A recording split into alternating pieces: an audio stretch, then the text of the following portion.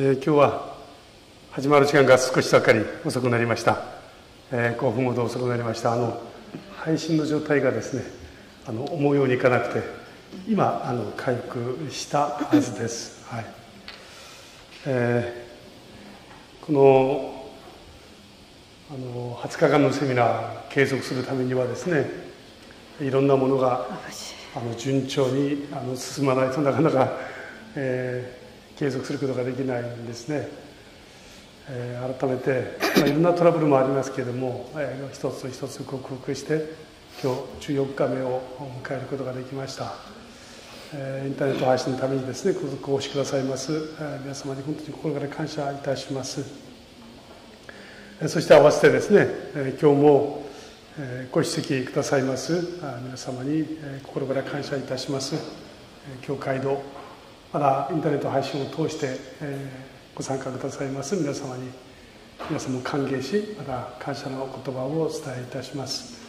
皆様のお祈りを深く感謝いたします。それでは一言お祈りをして始めさせていただきます。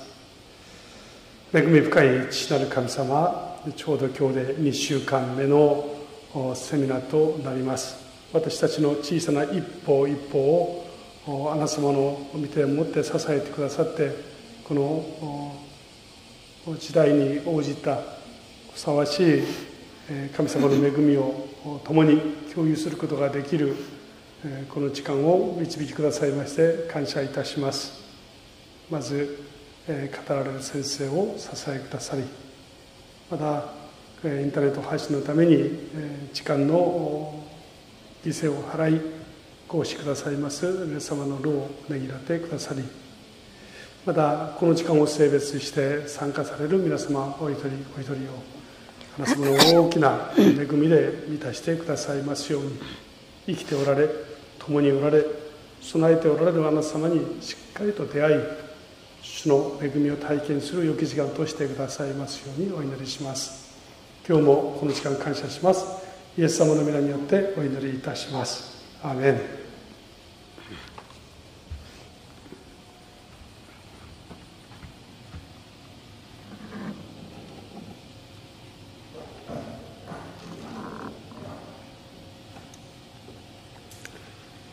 안녕하세요.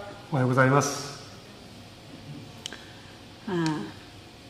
지금 가정에서 일과표에 따라서 건강 생활을 실천하고 계시는 분들은 운동을 하시기 바랍니다. 今ですね、日課表に応じて、ご家庭でですね、実践しておられる皆様ですね、運動は欠かせません。 요즘에 오키나와 날씨가 굉장히 더워요. 最近ですね、この沖縄とても暑いですね。 낮에는 너무 뜨거운 햇살에 걸으면 안 됩니다. 昼間ですね、強い日差しの強いところを歩くのは望ましくありません。 아침에 시원한 시간에 해 뜰 무렵에 1시간 정도 걸으시고 저녁에 해질 무렵에 또 1시간 정도 걸으세요.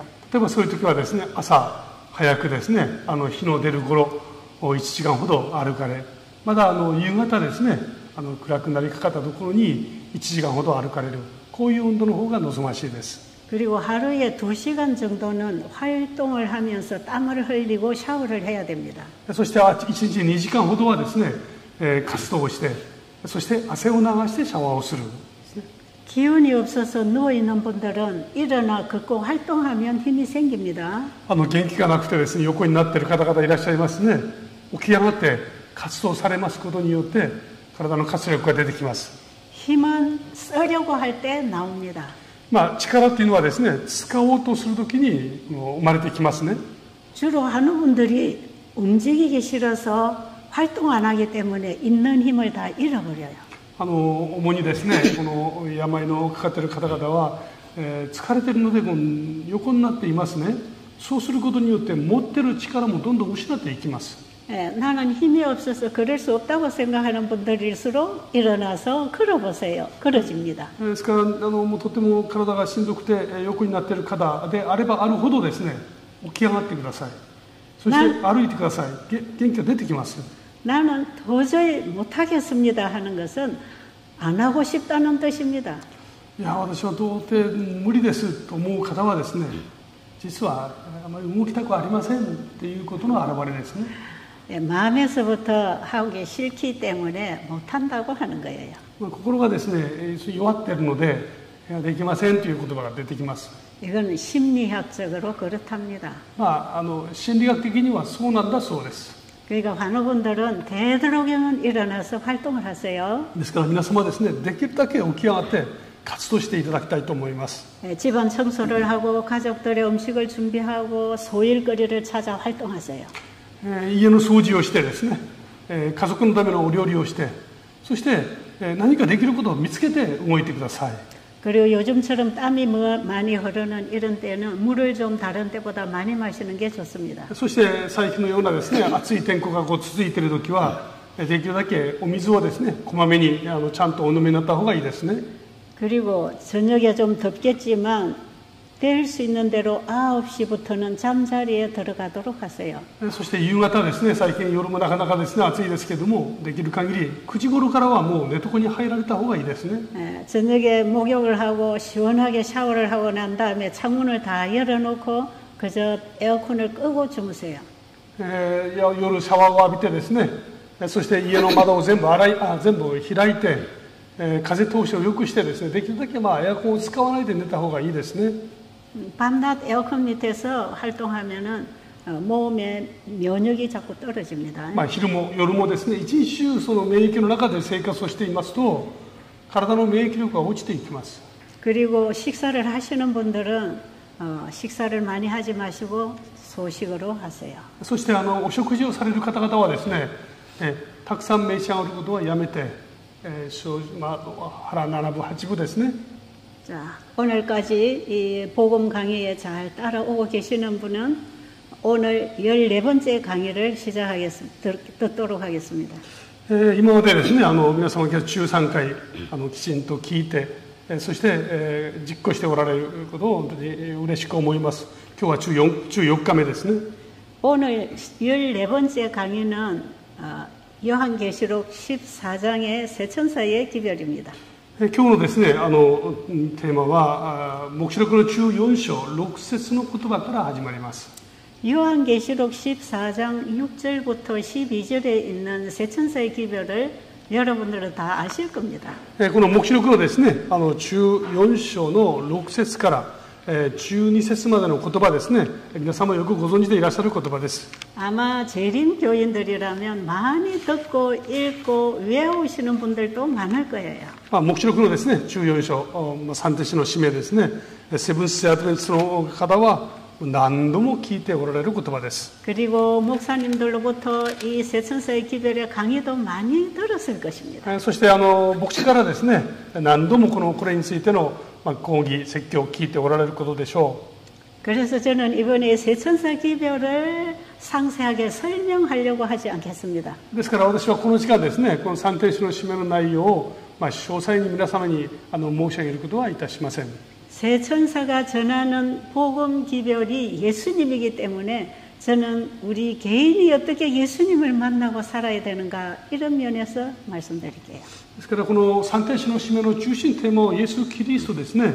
ですから私は個人がこのイエス・キリストにどのように出会って生きるべきか、それについて申し上げていきます。 그래서 이 세 천사 기별을 공부한다는 생각을 하지 마시고 그 복음이신 예수님을 내가 어떻게 만나서 나의 복음으로 전할 수 있을까에 관심을 가지기 바랍니다. ですからこのですね、三弟子の使命っていうのを、今勉強している、こういう思いを持たれるよりは、この福音であられるキリストを私個人的にどのように出会って、それを生活の中でどのようにその方を表すことができるかについて確認いたしますね。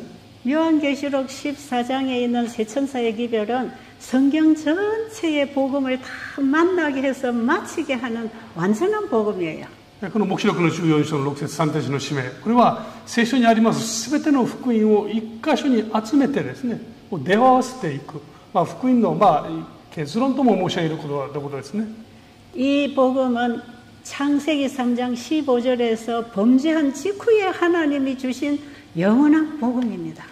この福音はですね、罪を犯して以来すぐ漱石3の15の言葉を通してなされた約束そのものなんですね。 우리가 그동안에 성경 공부를 많이 했다면 창세기 3장 15절에서 약속하신 그 예수님을 공부했을 것입니다. 私たちが今回今までですね、多くの聖書の学びを得ていたならばですね、漱石3の15で約束されているそのイエス・キリストについて、よく皆様ご存知でいらっしゃるはずです。 범죄한 직후에 에덴 동산에서 선언하신 이 복음 사업을 마지막 시대에 마치는 복음이 세천사의 기별입니다. 罪を犯した以来その現場でですね、神様が漱石3の15を通して救いを約束されました。その約束が実現していく最終的なその約束の実現、それが黙示録14の6節3節の使命ですね。 세 천사가 첫째 천사, 둘째 천사, 셋째 천사 기별이라는 세 단계로 이 영원한 복음을 전하고 있는 것입니다. この3天使の使命、つまり1、2、3、3つの天使のですね、働きを通して福音が述べ伝えられていきます。 그런데 세 천사가 전하는 기별이 다 영원한 복음입니다. ところがこの3つのですね、3天使の使命は全て永遠の福音ですね。 이 영원한 복음이신 예수님께로 돌아오는 자는 세상 바벨론에서부터 나오는 것입니다. この永遠の福音であられるイエス・キリストに戻ってくる人々はこの世のバビロンからですね、出てくる人たちを指します。 그래서 우리는 이번에 예수님께로 돌아오기 위해서 내 생각으로, 내 입맛대로, 내 습관대로 살던 생활을 포기하라고 했는 것입니다. ですからこのイエス・キリストに戻ってくるためにですね、それまでの生き方、具体的に言いますと自分の考え方に従って生きる、自分が食べたように食べる、そういう全てをですね、主の前に置くということを意味しますね。 그리고 우리가 잘못 먹고 잘못 살아가던 비건강적인 생활에서부터 이제 주님께로 돌아오는 새로운 삶을 시작하는 게 건강기별입니다.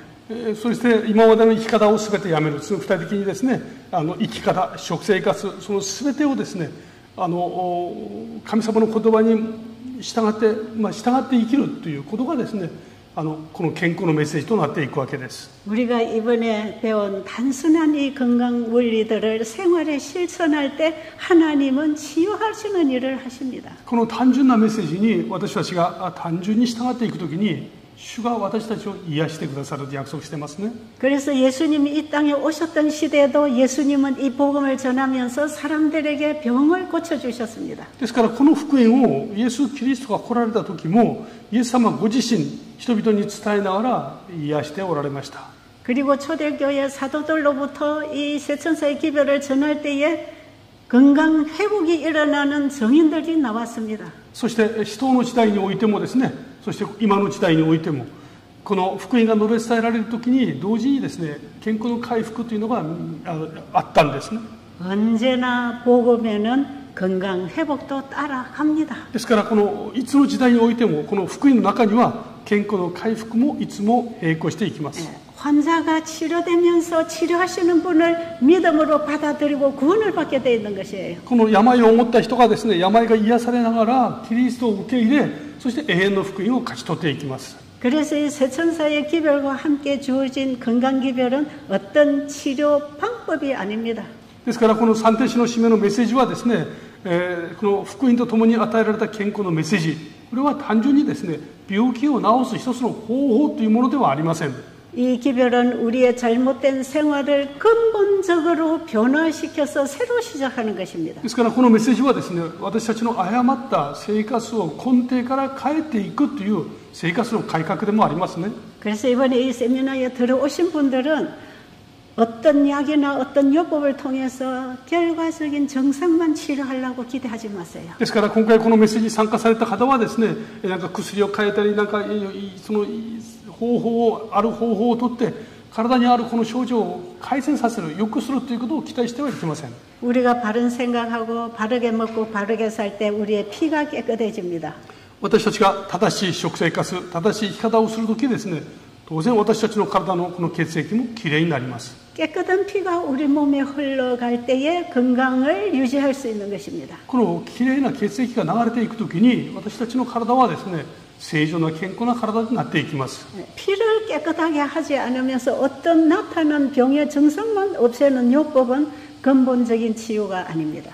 この血液がですね、きれいじゃないのにある症状だけをですね、治していこうとすることは根底的な病の解決になりません。 우리의 어떤 나타난 병의 증상을 치료받을 때는 병원의 의사에게 가야 합니다.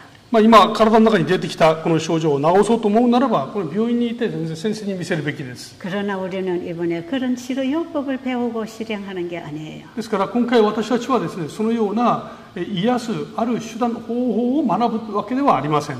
우리 인간이 반드시 창조주를 믿고 그 말씀에 순종해야 되는 인간의 본분에 대해서 공부하는 것입니다. 神様によって作られた私たちが日頃神様に従って生きなければならないという本質を学んでいます。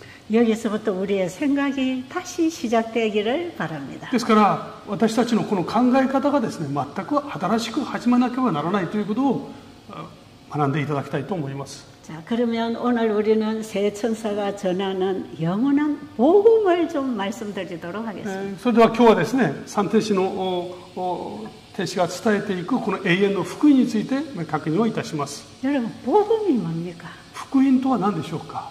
기쁜 소식 아닙니까? 良き知らせですよね。 여러분, 우리 몸의 병을 치료한다는 소식도 기쁜 소식입니다. 私たちは病気が治る。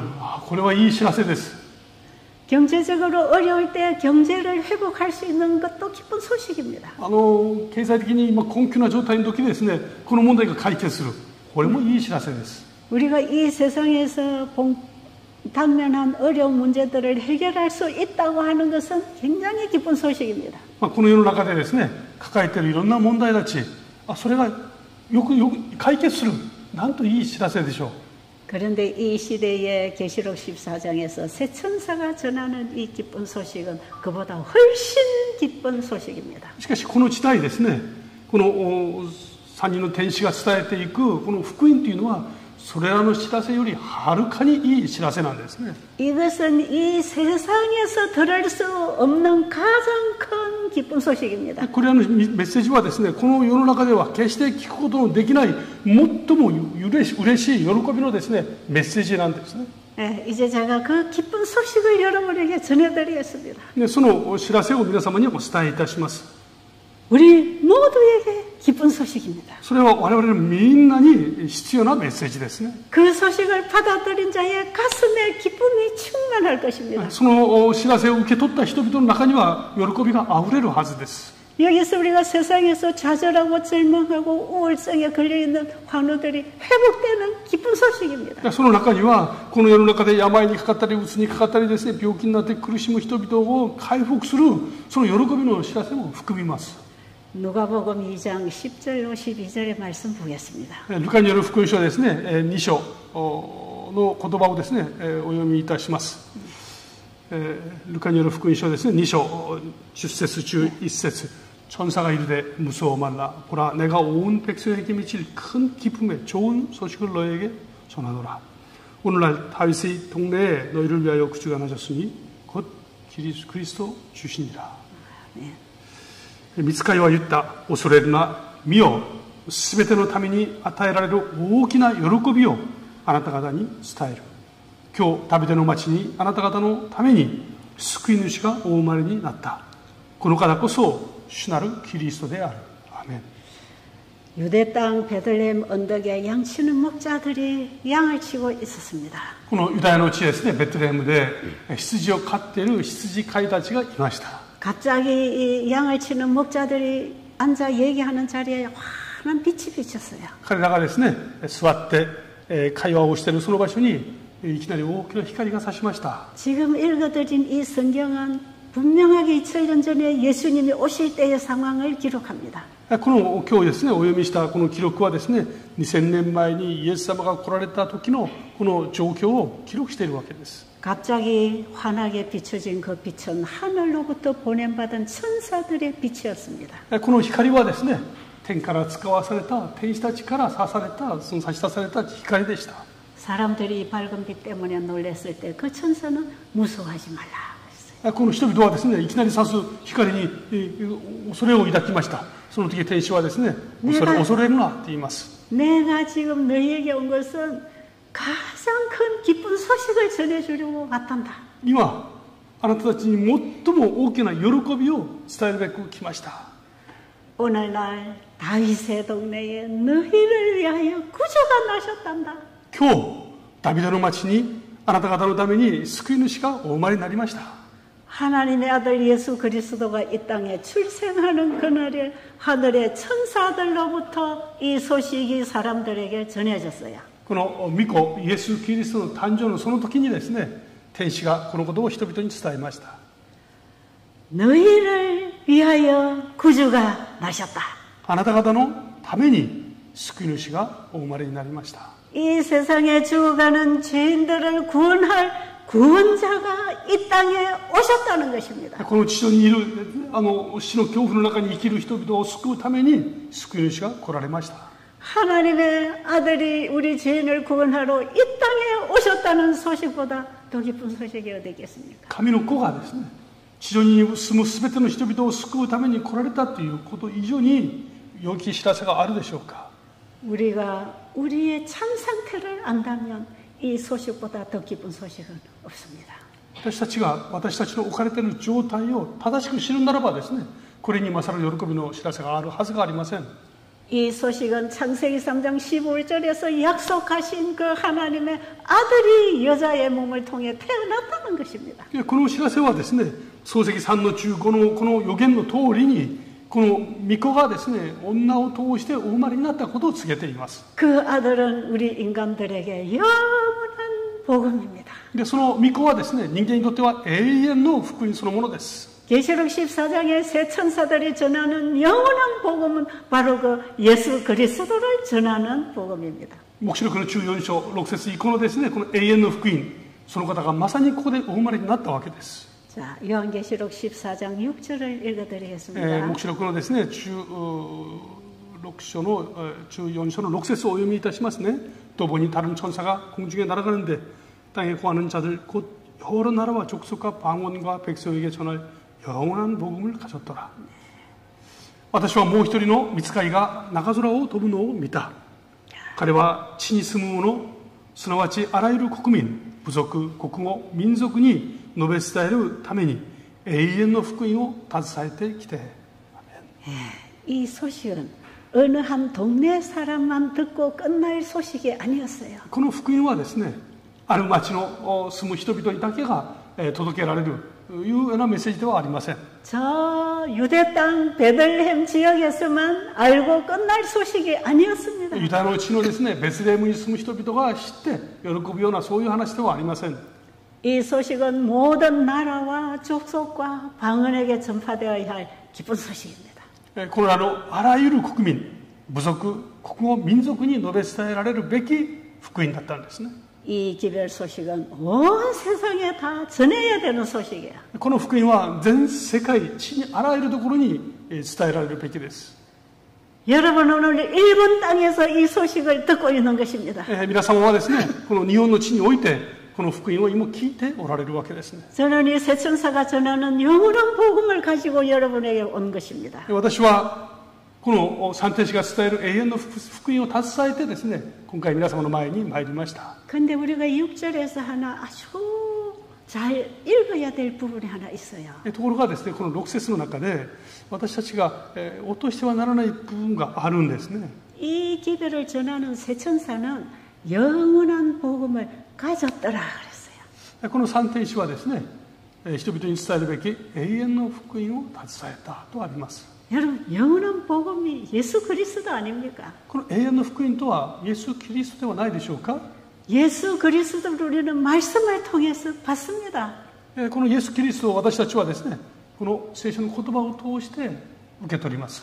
영원한 복음을 가졌다고 하는 것은 그분이 내 안에 주인으로 임하셨다는 것입니다. この永遠の福音を携えた、そしてそれを受け取ったということはですね、私の中に住んでいてくださるということを意味します。 영원한 복음을 가졌다는 것은 예수님을 개인의 구주로 영접했다는 것입니다. そして永遠の福音を持っているということはですね、私個人の救い主として受け入れたということを意味します。 예수님을 개인의 구주로 영접한 사람은 자기가 없어지는 것입니다. この方をイエス・キリストを個人の救い主として受け入れた人はもはや自分の力で生きるのではありません。 내가 죽고 그리스도가 내 안에 사시는 신앙 경험입니다. 私が死んでキリストが生きておられるという生きた信仰の体験ですね。 예수님을 개인의 구주로 영접한 사람은 자기를 사랑하던 마음자리에 예수님을 사랑하는 마음으로 바뀌는 것입니다. このイエス・キリストを受け入れたということはですね、自分を愛していた思いがイエス・キリストを愛する思いに変わっていきます。 자신에게 있어서 예수님은 전부요 최고가 되는 것입니다. 私自身にとってイエス様は私の全部であり、そして全てとなります。 그래서 온 관심이 예수님에게만 집중됩니다. 私のこの全ての関心はですね、イエス様に集中していきます。 예수님이 우리에게 가져다 주신 영원한 구원의 생명을 받은 자는 그 복음을 전하지 않고는 견딜 수가 없습니다. このイエス・キリストの永遠の福音を受け取った人はですね、それを伝えずにはいられない思いになっていきます。 여러분, 복음을 전한다는 것은 복음의 힘으로 전하는 것입니다. 福音を伝えるとはですね、福音の力で伝えるんですね。 그 복음이신 예수님이 내 안에 오셔서 사랑으로 역사할 때 그분을 말하지 않고는 견딜 수가 없는 것이에요. 主が私の中で愛によって望まれるときですね、どうしてそれを人に伝えずにいられるでしょうか。 우리가 만약에 그 예수님이 최고가 아니고 그 예수님을 전하는 게 참된 행복이 아니라면 아직 우리는 예수님을 나의 개인의 구주로 영접하지 못한 것이에요. イエス・キリストが私にとって全てでなかったり、その方を伝えることを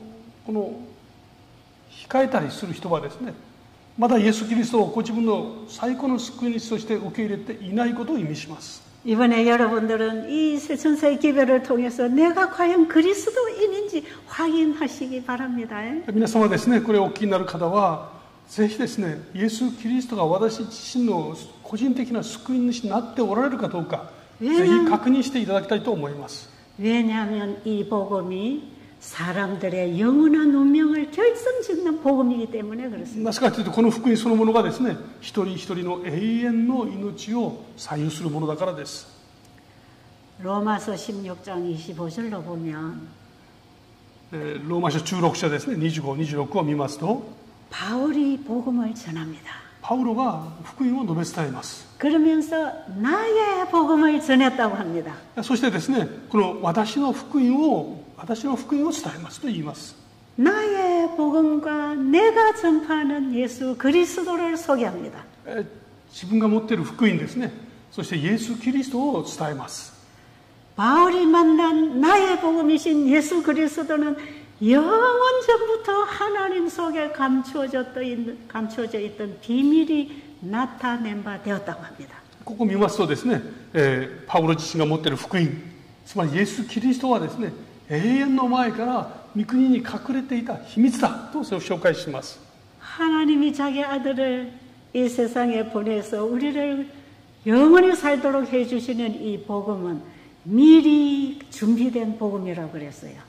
このイエス・キリストに隠れていたその福音はですね、ずっと前から神様が前もって準備しておられた福音だと紹介しますね。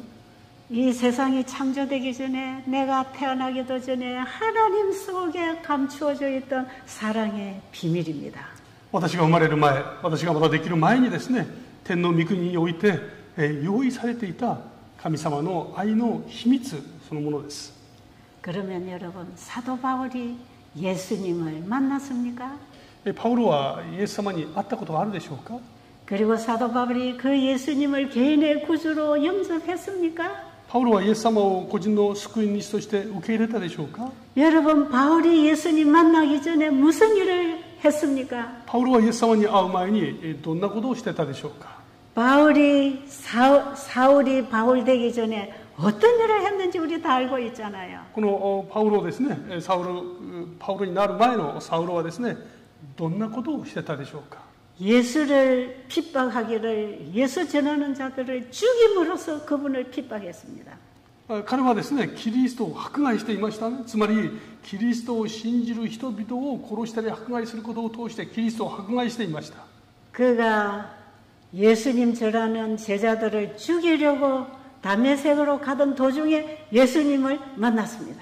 彼はイエス・キリストを伝えるという人々一味をですね、捉えて、殺すべくダマスコに向かって走っていきました。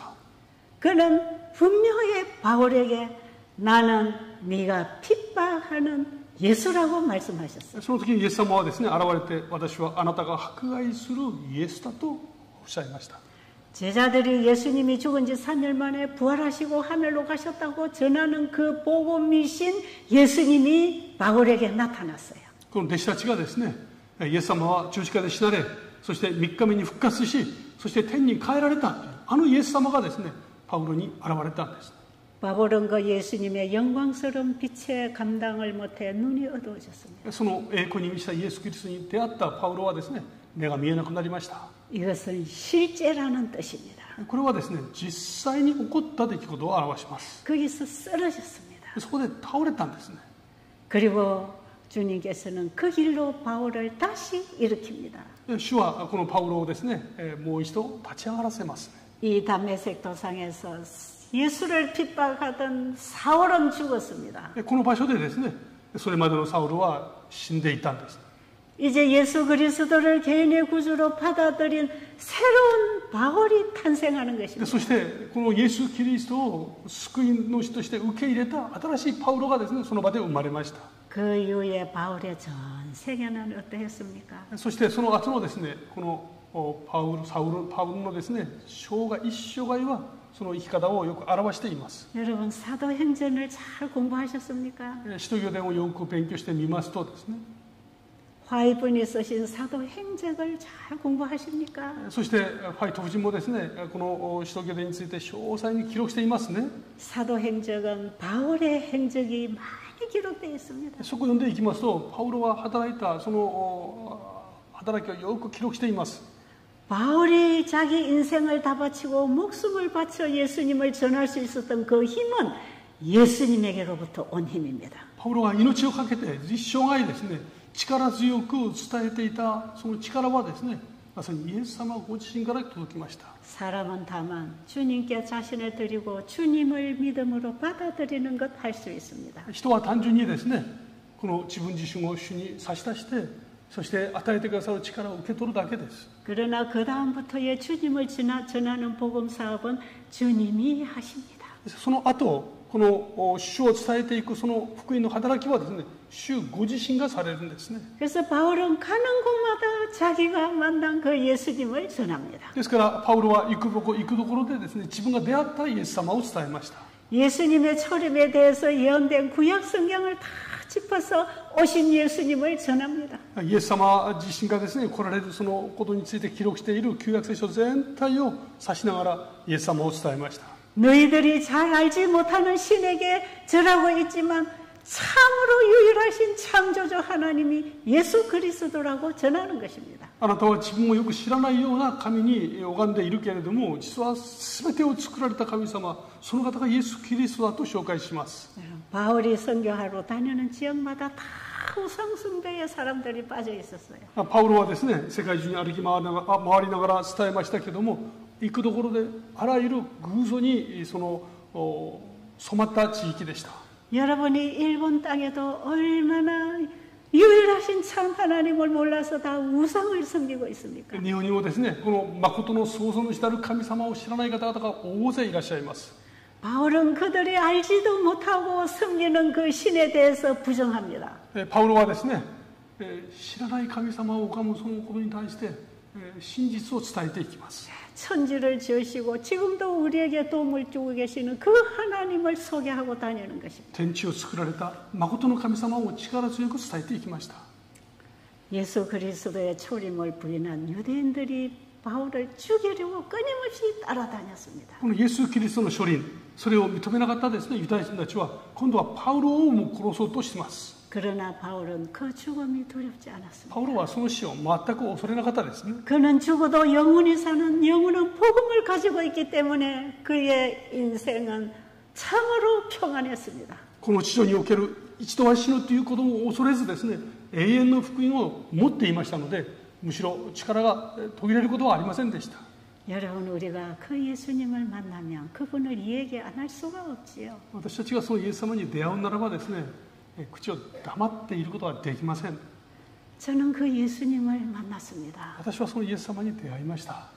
제가 그냥 평범한 가정주부로 살 여인이지만 그 예수님을 만나고 저는 이분을 전하지 않을 수가 없었어요. 私はですね、一つの家庭の平凡な女性に過ぎません。ところがイエス様に出会ったんですね。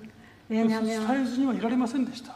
왜냐하면 너무나 많은 사람들이 주님을 모르고 죽어가고 있기 때문에 그렇습니다. なぜかというと、私の周りのあまりにも多くの人々がですね、この主を知らずに死んでいってるからです。 그리고 주님께서는 이 복음을 모든 나라와 족속과 방언에게 전하라고 하셨습니다. そしてイエス様はですね、この福音をあらゆる国民の人々に伝えなさいと命じておられます。 내 교회, 내 이웃, 내 나라에만 전할 게 아니라 먼 데 있는 이웃에게도 전하라는 것이에요. 私の家族、私の隣人、そこにいる人たちだけではなく、すべての人々に伝えなさいとおっしゃいます。 저는 여러분에게 이 영원한 복음을 전해드리려고 왔습니다. 私は小さなものですけれども、皆様に伝えるべくここに今おります。 여러분이 만약에 이 복음을 받아들이면 변화됩니다. 皆様がこの福音を受け入れられるならばですね、皆様自身も変わられます。 우리의 병이 마음에 있든지 삶에 있든지 몸에 있든지 만능 의사이신 예수님을 만나시기 바랍니다. 私たちの病がですね、体にあろうと、あるいはその心にあろうとですね、あるいは精神にあろうとですね、私たちを作られたキリストに出会っていただきたいんですね。 여러분 지금 우리가 살고 있는 이 세상에 얼마나 많은 재난들이 일어나고 있습니까? 私たちが今生きているこの世の中はなんと災いが多いことでしょう。 지금 한국 땅에도 홍수가 나서 많은 인명 피해를 입고 있습니다. 今ニュースを見ましたらですね、韓国でも洪水で、たくさんの人々が命を落としています。 집이 다 쓸려 내려가고 この町全体がですね、水にもう流されてしまいました。 과수원이 다 떠내려가고 そしてそこにある木々が育てた木々が全部もう一瞬にしてなくなっちゃって、 사랑하는 가족을 잃어버리고 愛する家族を失いました。 제가 살고 있는 내 한국 땅에 지금 이런 일이 벌어져 있어요. 私が住んでいるですね、この韓国で今そういうことが起こっているんですね。 이 지구 곳곳에서 들려오는 소식들을 들으면 이 재난이 한 곳에만 있는 게 아닙니다. ところがですね、このような災いが私が住んでいる韓国でとどまっているわけではありません。地球のあちらこちらで聞こえてきます。 옛날에 보지 못했던 무서운 재난들이 이 땅에 임하고 있습니다. 昔はですね、起こっていないことが今当然のようにたくさん起こっています。 이 땅을 망가뜨리고 인간을 망가뜨리고 있는 이 세상을 하나님은 더 이상 참지 못하시는 징조가 보입니다. この地上をですね、壊し、この地上に住む人々を壊していくこの状況を見ておられる神様はですね、これ以上もう耐えられないという印が地球のあちらこちらで見られます。 저는 지금 한국에서 일어나는 이 물사태로 인한 사망 소식들을 들으면서 제 마음이 얼마나 떨리는지 몰라요. 私はですね、韓国で今起こっているこの規模を超えた災難のニュースを聞きながらですね、私の心は震えます。 그 이미 집이 떠내려가고 죽은 사람들이 제가 아는 사람들이 거기 있어요. 今回ですね、この家が全部流れてしまって、そして命を失った人々の中に私の知っている人たちがいるんですね。 너무 마음이 아파요. ですから心がとても痛みます。 여러분, 우리가 이 세상은 안주할 것이 못 됩니다. この世の中はですね、私たちが定住するような場所になりません。 이 세상은 우리가 믿고 뭔가를 쌓아갈 세상이 되지 못합니다. この世の中はですね、私たちが信頼してそこにたくさん蓄えるようなそういう国ではないと思います。 그래서 우리는 오늘 아침에 한국 소식을 듣고 얘기를 하면서 우리가 보호받을 수 있는 한 가지 생명줄은 예수님밖에 없다는 얘기를 했어요. 今朝ですね、私たちは朝の瞑想の中でですね、この世の中で私たちが本当に心を許す場所はイエス・キリストにのみだということを確認いたしました。 이 세상에 이런 재난이 번번이 일어날 것에 대한 경고를 이미 성경에는 다 기록해 놨습니다. しかし聖書を見ますと、このようなことがですね、頻繁に起こることを聖書はすでに警告をしています。 이 세상에는 피할 곳 없어요. ですから避けるところは逃げるところはないんですね。 안전하지 않습니다. 決して安全ではありません。どこも 하늘로부터 우리를 구원하는 줄을 생명줄을 보내셨습니다. 主は私たちを救うべくですね、命のこの助けを送ってくださいました。 우리는 하나님이 보내신 생명줄을 잡고 이제 구원을 받아야 됩니다. でそれを捉えてですね、命をこの救いを得る必要があります。 그 생명줄이 예수 그리스도입니다. それは他ならぬイエス・キリストなんですね。 여러분, 홍수가 나서 사람과 집과 짐승이 막 물에 떠내려갑니다. ニュースを見ますとですね、洪水が大きな洪水が起こって家や町や人々や動物が流れていくのが見えます。 그때에 만약에 바깥에서 이 광경을 바라본 사람이 어느 줄을 던져주면서 이거 붙잡아라 하면 그거 붙잡으면 사는 거 아닙니까? その時ですね、誰かがそこにロープを大きなものを投げてですね、これを取れと言ったらそれを取れば行きますよね。 그런데 어떤 사람이 밖에서 붙잡으라고 던져주는 줄은 잡지 않고 내 손에 쥐고 있는 금덩어리 때문에 이걸 못 잡는다면 어떻게 될까요? ところがですね、この投げ出してくれたロープをですね、捉えずに自分の手で持っているものにしがみついていたらどうなるでしょうか。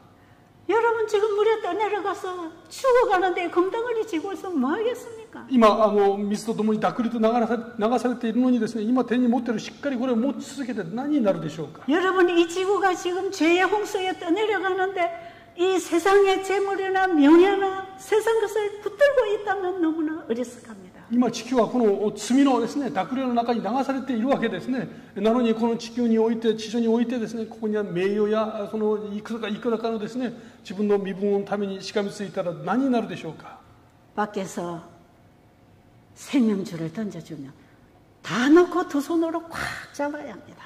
そういう時ですね、命のこのロープが投げ込まれたならばですね、手に持っているものを全部置いてこのロープをしっかり捉えるべきです。 물에 빠져 떠내려가는 사람이 할 수 있는 일 한 가지는 던져주는 줄을 잡아야 됩니다. 今水に流される人にできることはそのロープをしっかり取ること、その一つなんですね。 그 줄을 잡고만 있으면 됩니다. このロープをしっかり捉えるだけでいいんです。 그럼 누가 꺼내줍니까? 誰が私たちを救い出してくださるでしょうか。 줄을 던져준 사람이 끌어낼 것입니다. このロープを投げ出してくれた人が引っ張り出してくれるはずです。 하늘에 계신 우리 아버지는 이 세상이 죄악으로 완전히 멸망할 것을 아십니다. この天の父なる神様はですね、この地上が罪によって完全に滅びることをもうすでに知っておられます。 우리의 부도 우리의 아름다움도 우리가 가진 지식도 쓸모없는 때가 올 것입니다. 私たちが今持っている富やそして美しいものやですね、誇るべきものも役に立たない時が来るでしょう。 야고보서 5장에 보면 금과 은은 다 녹슬었다고 그랬습니다. ヤコブ書5章を見ますとですね、金銀すべて錆びてしまうとあります。 우리의 아름다운 의복도 다 좀먹었다고 그랬어요. そして私たちのですね、美しい服もすべて虫食ってしまうというあります。 이런 것들이 아무 소용없을 때가 온다는 것입니다. つまりすべて何の役にも立たない時が来ることを示唆します。 이걸 붙들고 있다가 멸망으로 빠지지 말라고 말씀하십니다. これらにこのしがみついてですね、滅びに至ってしまうことがないように訴えます。 하나님은 우리 인간을 죄로부터 구원하는 구제책을 이미 미리 준비하셨습니다. 神様は私たちをこの罪の中でですから救い出す方法をすでに持っておられます。 예수님은 그 시대마다 구명줄이었습니다. イエス様はこの人類の歴史の中でですね、絶えず救い主であられました。 그래서 예수 그리스도는 항상 그 시대의 소망이었습니다. ですからイエス様はいつの時代においてもですね、各時代における唯一の希望でいらっしゃいました。 이 마지막 시대에 우리가 바라볼 분은 예수님밖에 없습니다. ですから今この時代私たちが仰ぎ見るべき方、イエス様だけですね。 그 예수님을 우리의 마음의 두 손으로 꼭 붙잡으시기 바랍니다. そのイエス様をですね、この私たちの心の両手でしっかりと捉えていただきたいと思います。 사람이 보내주는 구명줄은 손으로 잡지만 하늘이 보낸 생명줄은 마음이 잡아야 하는 것입니다. 人が投げ出してくれたロープはですね、手で取ります。しかし神様が送ってくださったものは心で捉えるんですね。 우리의 마음이 그분을 믿음으로 꼭 붙잡고 있어야 합니다. 私たちの心がですね、主を信じしっかりと捉えて離してはなりません。 계시록 14장 12절에 보면 그 예수 믿는 믿음을 가지고 있으라는 것입니다. この黙示録の14章12節を見ますと、そのイエス・キリストを信じる信仰、それを離さないようにとおっしゃいます。 예수님을 내 마음에 딱 붙들고 있으면 내가 가지고 있던 세상의 금덩어리는 놓게 되는 거죠. このイエス・キリストをですね、心の両手でしっかり捉える人はですね、この地上にあるその誇るべきものを話すことができます。 여러분 지금 여러분의 마음에 가장 소중하다고 생각하는 금덩어리가 뭡니까? 皆様がですね、今心の中で最も大事にしておられるものは何でしょうか。 그게 자식입니까? 남편입니까? 아내입니까? 夫でしょうか、子供でしょうか、あるいは妻でしょうか、 그게 명예요? 출세입니까? 名誉でしょうか、あるいは出世でしょうか。 여러분, 재산입니까? あるいは財産でしょうか？ 그게 뭐예요? それは一体何でしょうか？ 여러분 자신의 자아입니까? あるいは皆さん自身の自我でしょうか？ 이것을 내려놓기 싫어하면 생명줄을 잡지 못합니다. これをですね、決して話すまいと思うならばですね、命のこの救いは得ることができません。 어떤 분들이 저에게 이런 말을 많이 해요. ある方がですね、私にこういうことをおっしゃってました。 나 정말 예수님 만나고 싶어요. 어떻게 하면 됩니까? 私は本当にイエス様に会いたいです。どうすればいいでしょうか？ 나 정말 예수님 만나고 싶은데 그게 잘 안 돼요. イエス様に本当にお会いしたいと思いますけども、なかなかそれが難しいです。 그 사람이 그런 호소를 1년 전에도 했고 2년 전에도 했고 3년 전에도 했고 지금도 하고 있는 で 것이죠. その方はですね、5年前もそういうことをおっしゃってましたし、3年前もおっしゃってましたし、1年前もおっしゃってました。今も同じことをおっしゃってます。 마지막 죽음 앞에 있으면서도 내가 예수님을 만나지 못해서 정말 만나고 싶은데 어떻게 하면 되냐고. この死を前にしてもですね、私はまだイエス様に会っていません。どうすれば会えるでしょうかと言います。 그래서 제가 진짜 예수님 만나고 싶습니까? 私その方にですね、本当にイエス様に会いたいと思っていらっしゃいますか？ 그렇다면 당신의 마음에 꽉 쥐고 있는 그거 놔야 합니다. ならばですね、あなた様が今手に持っている、心の手で持っているもの、それを離さなければなりません。 그것이 내 병이라 할지라도 병이 낫고 안 낫고 하는 문제까지도 놔야 합니다. もしそれが病気でですね、この病気を治すべきか治さないかどうすればいいかということすら全部置くべきです。 아직도 예수님을 못 만났다고 하는 것은 안 만나고 싶은 것입니다. まだイエス様に会ってないならば本当は会いたくないはずなんです。 우리는 세상 것과 하늘의 것을 함께 질 수가 없어요. この世の中のものと天のものもですね、両方同時に捉えることはできません。 우리는 둘 중에 하나밖에 못 잡습니다. 二つのうち一つです。 하나를 놔야 하나를 잡을 수 있죠. その一つを置くことでもう一つを捉えることができます。 여러분 예수님을 붙잡으세요. イエス様を捉えていただきたいと思います。 예수님은 우리를 영원히 구해주실 구주이십니다. イエス様は私たちを永遠に救うべき方、唯一の方です。 지금 우리 눈앞에 보이는 것은 잠깐 지나가는 것입니다. 今目の前に見えるものは通り過ぎていくものです。 우리는 영원한 것을 잡아야 합니다. 私たちは永遠のものを捉えるべきですね。 그 예수님을 내 안에 영접하기 위해서 나를 포기해야 합니다. このイエス・キリストを心の中に受け入れるためにですね、違うを捨てるべきです。 여러분 영생을 붙잡겠습니까? 세상 것을 붙잡고 이대로 살다 멸망당할 것입니다. 皆様、永遠の命を捉えるべきでしょうか？それとも世の中のものを捉えてですね、その結果も刈り取るべきでしょうか？ 여러분 우리가 건강 생활을 시작한다고 하는 것은 지금까지 즐겨 먹던 음식을 포기하는 것이에요. 皆様はですね、私たちが健康な生活を歩むということは、これまで楽しんでいた食事をやめることを意味します。 지금까지 여러분들이 즐겨 먹는 그 음식을 포기하지 않는 한 건강식은 시작할 수 없습니다. 皆様がですね、今まで楽しんでいたあの食事をですね、諦めない限り健康食による生活を始めることはできません。 지금까지 병들어 가던 생활 습관들을 포기하지 아니하면 건강 생활 시작할 수 없습니다. 今までですね、病の原因となったような生活を続ける限りですね、健康なための生活を始めることはできません。 우리는 한 사람이 두 가지 인생을 살 수 없습니다. 一人の人がですね、二つの人生を生きることはできないわけです。 내가 옛날에 이렇게 살았든지 지금 이렇게 살든지 우리는 하나를 선택할 수밖에 없는 인생이에요. 昔の生き方をですね、そのまま生きるか、あるいは新しい生き方を生きるか、どっちか一つをですね、選択せざるを得ません。 그런데 제가 그동안에 만난 환자들이 죽음 앞에서 늘 하는 말이 있어요. ところが今までですね、私が出会った多くのですね、病の患者さんたちがおっしゃる言葉があります。死を前にしてですね。 내가 너무 헛살았다. 今までの生き方、なんていう虚しい生き方をしたことでしょう。 많은 사람들이 암병을 가지고 죽어가지만 그 암은 나에게는 아무 관계 없는 병인 줄 알았다. 今までですね、周りにがんにかかって、その命を落とす人々がたくさんいたけども、私とは関係ないと思っていました。 자기에게 이런 문제가 올 줄은 전혀 생각 못하고 살았다는 것이에요. 自分にこんな問題がですね、起こるなんてことは想像もしないで生きていました。 근데 이제는 병원에 의사도 손 떼고 어느 누구도 도와줄 수 없는 상황에 죽음을 맞이하고 있는 것입니다. で今はですね、どの医者も助けることができない、みんな手放してしまった状況の中に今真ん中にいるんですね。 그분들이 마지막으로 하나님 찾아 돌아와서 하는 말. その方々がですね、最後に神様の前に出てきて言う言葉がですね、 내가 너무 잘못 살았습니다. 私は今まで本当に間違った生活をしてきました。 하나님은 나에게 많은 선물들을 주셨습니다. 神様は今まで私にたくさんのものをくださっていました。 재산도 불어나고 자식들도 잘 되고 건강도 누렸고 너무 많은 걸 주셨습니다.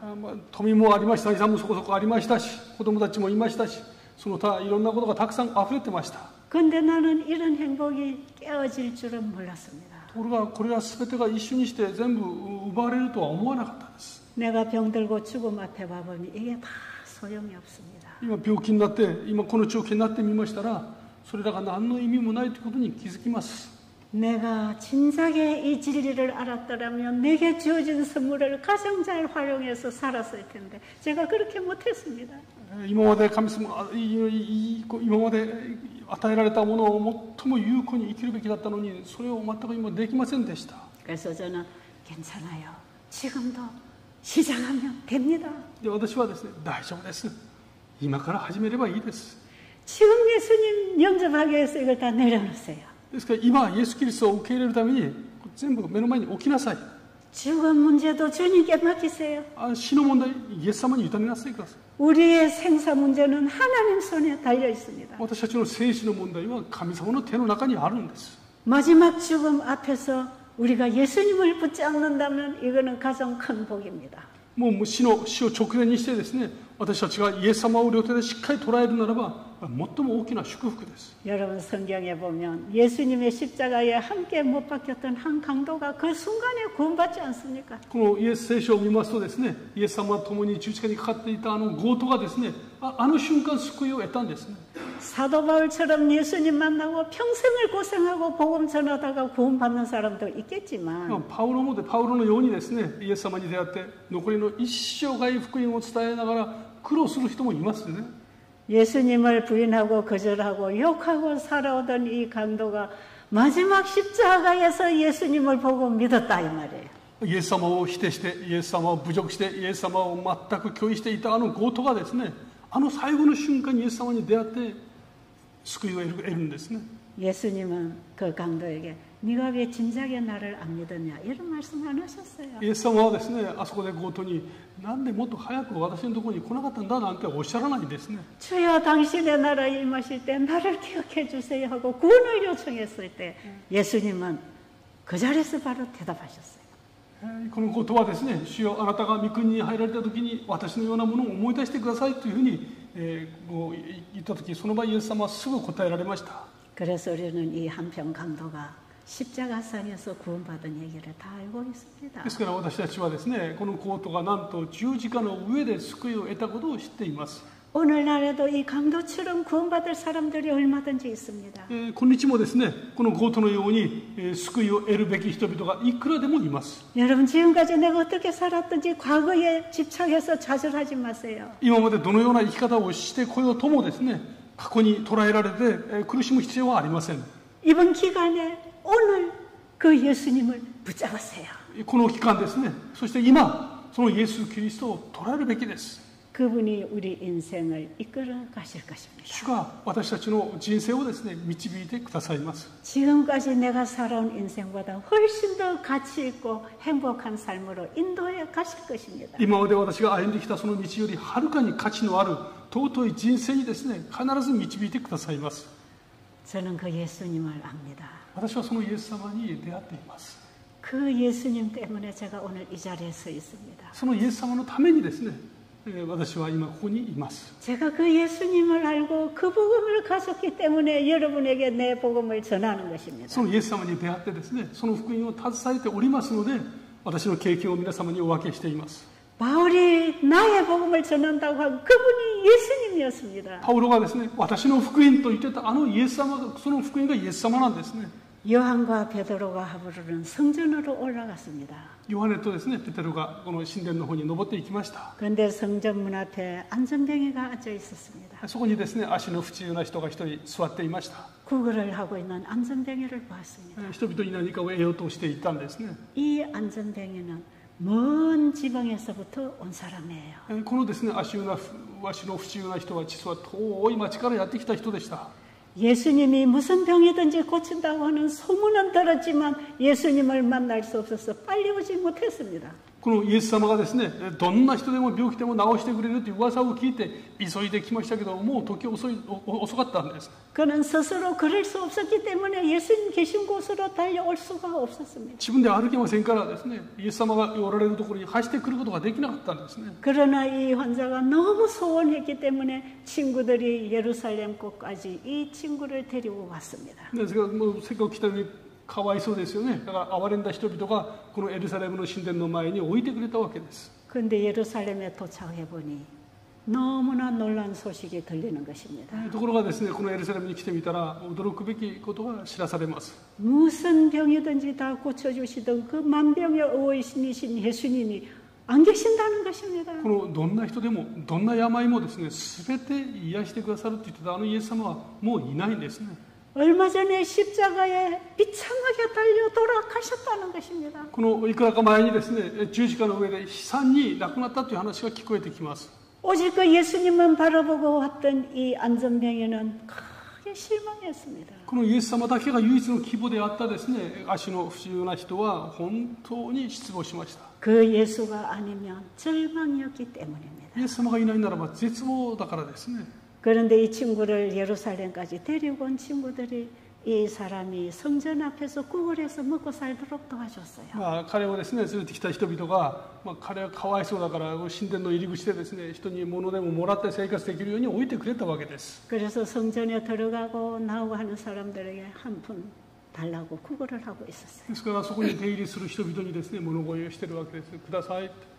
근데 그 길을 베드로와 요한이 성전으로 가면서 보았어요. でそこをですね、ペテロとヨハネがそこにたどり着いてその人を見ました。 베드로가 이 안전병에게 나를 봐라 그랬어요. ペテロがですね、私を見なさいって言います。 그러니까 이 안전병이 뭐 한 푼 줄까 해서 쳐다봤어요. そしたら何かもらえるかなと思ってこう顔を見ました。 아, 그런데 베드로의 입에서 나오는 말은 전혀 다른 말이었어요. ところがですね、このペテロの口から出てくる言葉は全く違う言葉でした。 너에게 줄 금과 은은 내게 없다. あなたに与えるべき金や銀は私は持っていません。 이때에 이 환자는 실망했어요. その話を聞いたこの患者はですね、がっかりしました。 그런데 그 다음 말이 복음이었습니다. ところがその次の言葉が福音だったんですね。 그러나 しかし 내게 있는 것으로 내게 주노니 私が持っているものを与えよう。 금과 은은 없는데 베드로 안에 뭐가 있다는 것입니까? このペテロは金はありませんでした。しかし中に持っているものがあったんですね。 베드로는 이 세상 것을 가지고 있지 않았습니다. ペテロはこの世のものは持っていませんでした。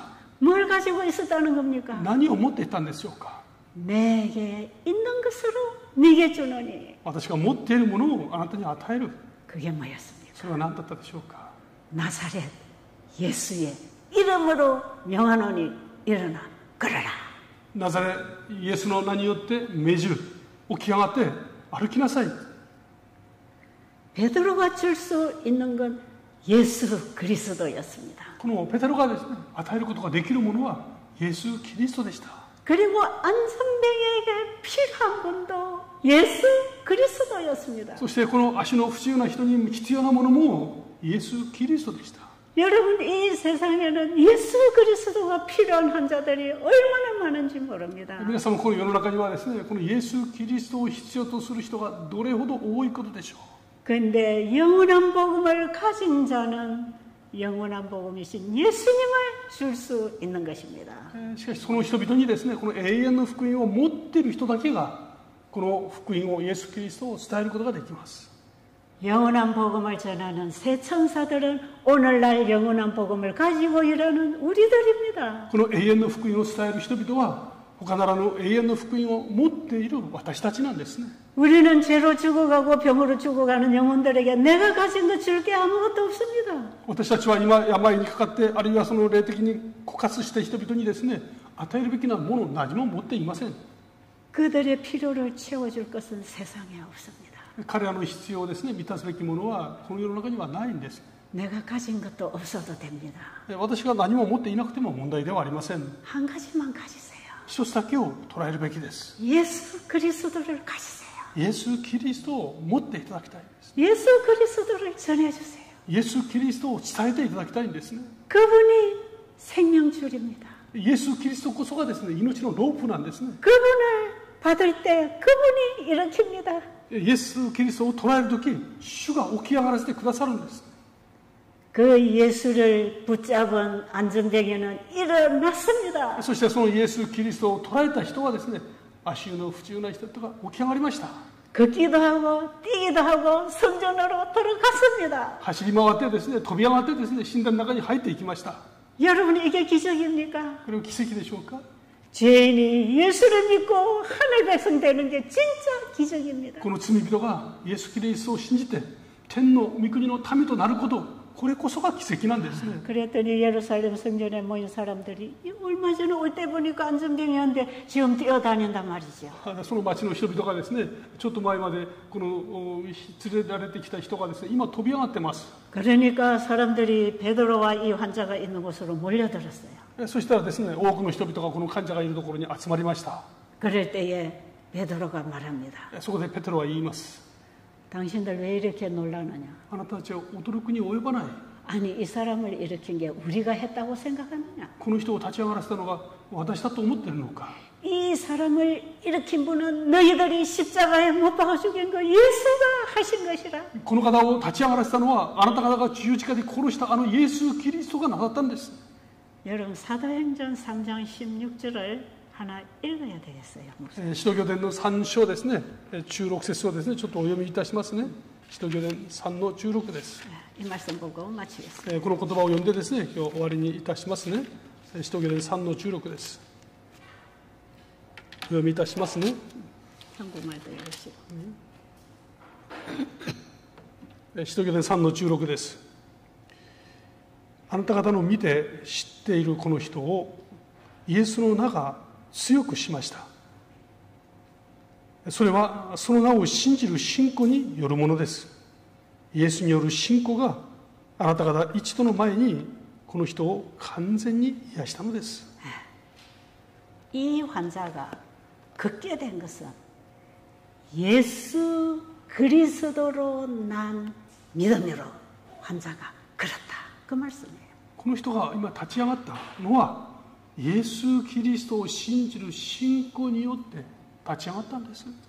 이 환자가 일어나 걸었던 그 믿음은 예수 그리스도에게서부터 온 믿음이었다 이 말이에요. この人が立ち上がることができるこの信仰はイエス・キリストから来た信仰だと教えます。 우리가 예수를 믿고 구원 얻는 이 믿음도 예수님이 주시는 것입니다. 私たちがイエス様を信じて得ることのできるこの救い、この救いもキリストから来るんですね。 우리가 예수님을 진정으로 알면 그분으로부터 믿음을 받고 믿습니다. 私たちがイエス様に出会ってですね、イエス様を信じるとき、実は私たちが主から得たその信仰を通してキリストがさらなる信仰をくださるんです。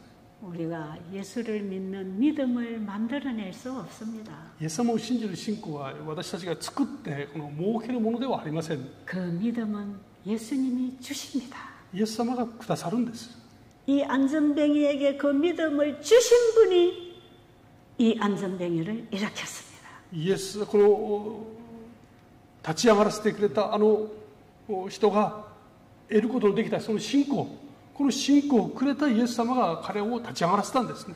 이 환자에게 왜 예수 그리스도가 복음이었습니까? この患者になぜキリストが福音だったでしょうか。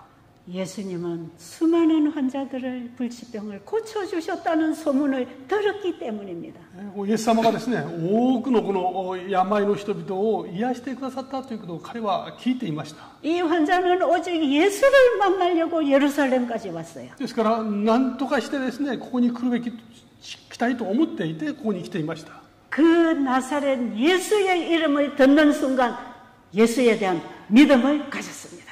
このナザレットの地区の上にですね、立ち上がりなさいと言ってたそのナザレの名前、これを聞いた瞬間ですね、彼はイエス・キリストに心を向けたんですね。 여러분, 저는 여러분을 예수님 믿게 못합니다. 私は皆様をイエス様を信じさせるなんてことはできません。 저는 제가 알고 있는 예수님을 여러분에게 소개할 뿐입니다. 私が出会って知っているイエス様を紹介するのみです。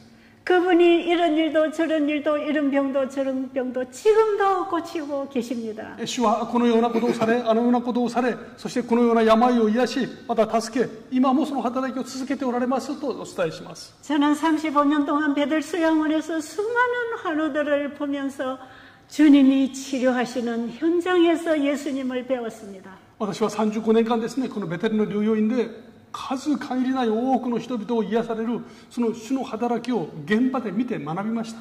저는 이번에 여러분들에게 그 예수님을 소개합니다. ですから今も私はですね、そのイエス様をお伝えしています。 여러분이 보고 믿을 분은 그 예수 그리스도입니다. 皆様が見て、そして信じるべき方はイエス・キリストです。 제가 복음을 전했기 때문에 저를 믿는 사람은 아무도 없을 것입니다. 私が今このことを伝えるからといって私を信じる人は一人もいないでしょう。 저도 예수님 때문에 이 복음을 전하고 있습니다. 私もイエス様のためにですね、この福音を伝えているだけなんですね。 제발 여러분 이번 기간에 그 예수님을 바라보게 되기 바랍니다. この期間ですね、このチャンス、ぜひそのイエス様を見つめていただきたいと思います。 그 예수님은 우리에게 오늘도 복음이시고 옛날에도 복음이시고 영원히 복음이십니다. そのイエス・キリストはですね、昔もそうですし、今もそうですし、永遠に福音でいらっしゃいます。 그 영원한 복음이신 예수님을 가지면 영생합니다. その永遠の福音であられるイエス・キリストを持つならばですね、永遠に生きることができます。 감사합니다. ありがとうございます。